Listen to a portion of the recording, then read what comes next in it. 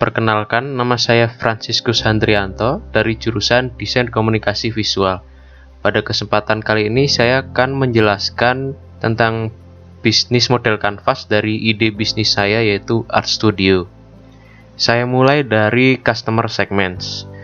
Target konsumen dari ide bisnis saya adalah perusahaan atau studio game, karena ilustrasi biasanya dipakai untuk pembuatan konsep dari karakter dan lingkungan yang ada di sekitar karakter guna menyampaikan suatu cerita dan menarik pemain.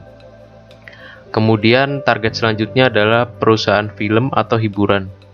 Ilustrasi biasanya dipakai pada industri film pada tahap pre-production, biasanya disebut dengan konsep art. Ini digunakan untuk memudahkan direktor dan editor membayangkan situasi yang ada di dalam cerita yang akan diangkat. Selanjutnya adalah penulis buku, di mana ilustrasi berperan sebagai cover untuk menarik calon pembeli atau pembaca. Kemudian target selanjutnya adalah perusahaan mainan atau koleksi, yang mana ilustrasi berperan sebagai konsep bentuk dari mainan yang akan dibuat. Dan terakhir adalah orang-orang yang memiliki minat dalam dunia seni, terutama ilustrasi.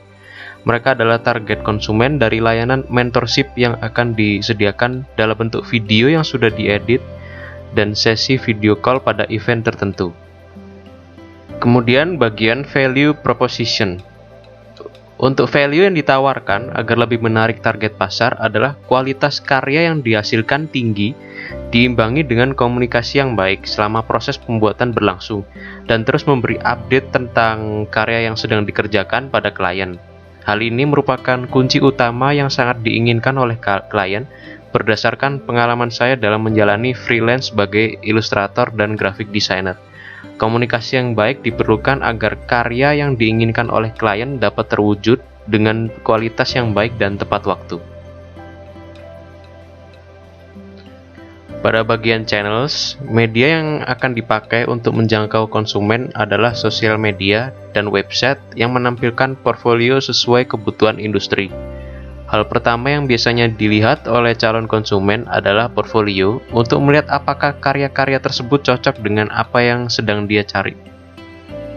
Kemudian bagian selanjutnya adalah revenue streams.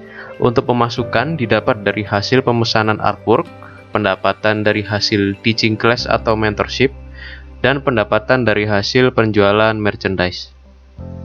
Pada bagian key resources, hal pertama yang diperlukan dalam bisnis art studio adalah gedung dan fasilitas-fasilitas untuk pembuatan karya seperti komputer, pen tablet, wifi, dan tentu saja listrik. Karya tidak akan tercipta tanpa ada pembuatnya, sehingga diperlukan sumber daya manusia, yaitu ilustrator yang memiliki keinginan untuk terus belajar agar hasil karya yang dihasilkan selalu berkembang. Pada bagian key activities, untuk kegiatan yang penting dalam usaha art studio adalah pembuatan artwork, yang merupakan kegiatan utama untuk menghasilkan karya yang diinginkan klien.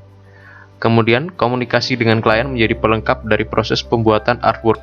Selanjutnya adalah mengajar, yang merupakan kegiatan untuk layanan mentorship.